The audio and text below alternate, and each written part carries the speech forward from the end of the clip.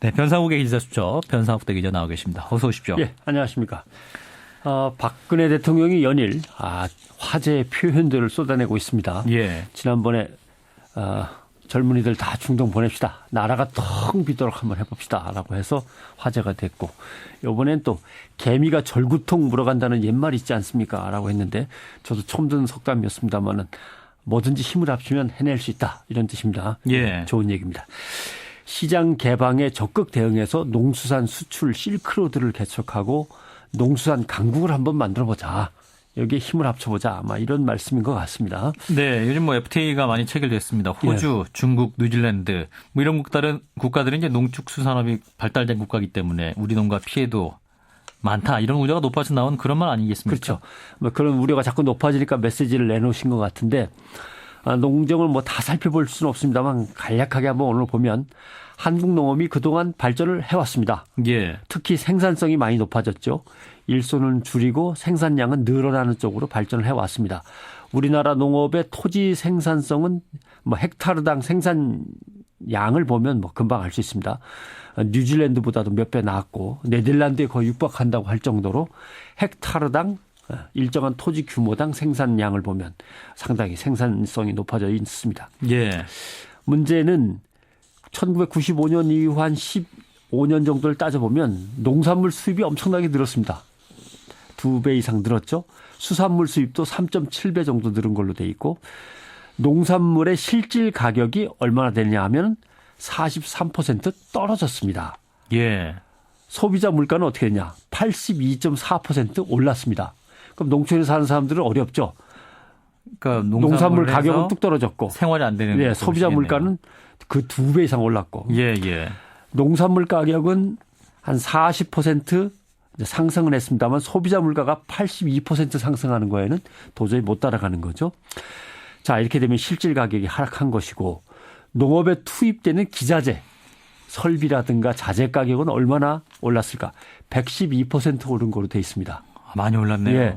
그러니까 이제 농업 소득은 자꾸 나빠지는 거죠. 농업에 물건들은 쓸 돈은 많고 예. 버는 돈은 줄어들고. 그렇습니다.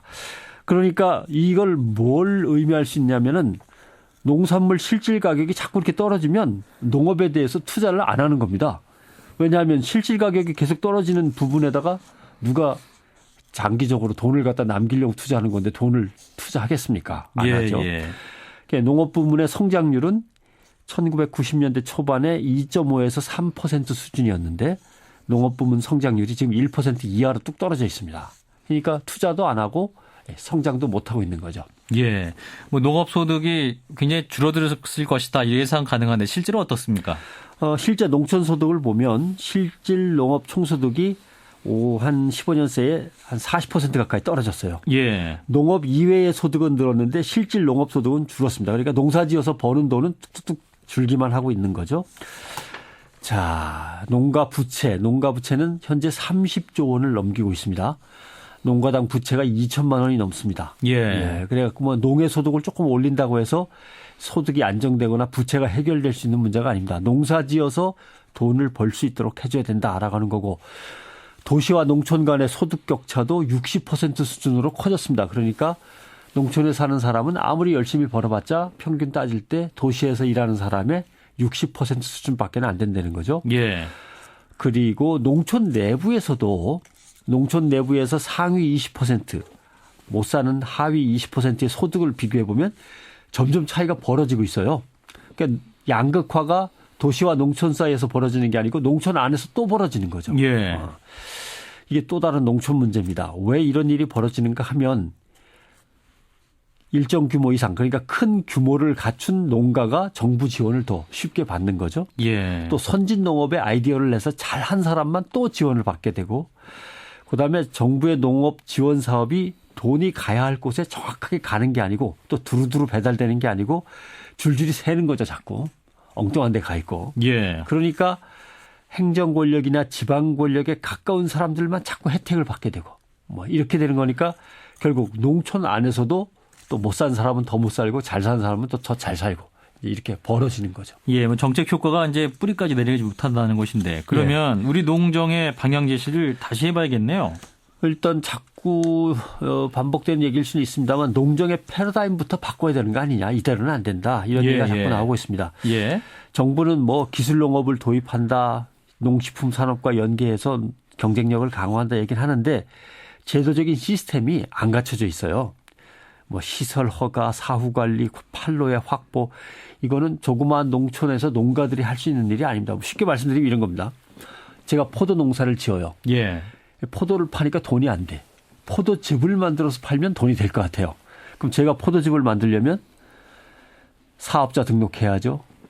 공장 만들었으니까 의료보험도 해야죠. 세금 문제 처리해야죠. 현실적으로 뭐 많은 문제가 있는데 나이 60, 70의 농민들이 이걸 할 수 있겠습니까? 못하죠. 그렇죠. 그러니까 원스톱 시스템으로 농민이 돈이 필요하면 돈, 행정 지원이 필요하면 행정 지원 한 자리에서 착착착 해결될 수 있도록 시스템을 갖춰달라. 이 예. 얘기입니다.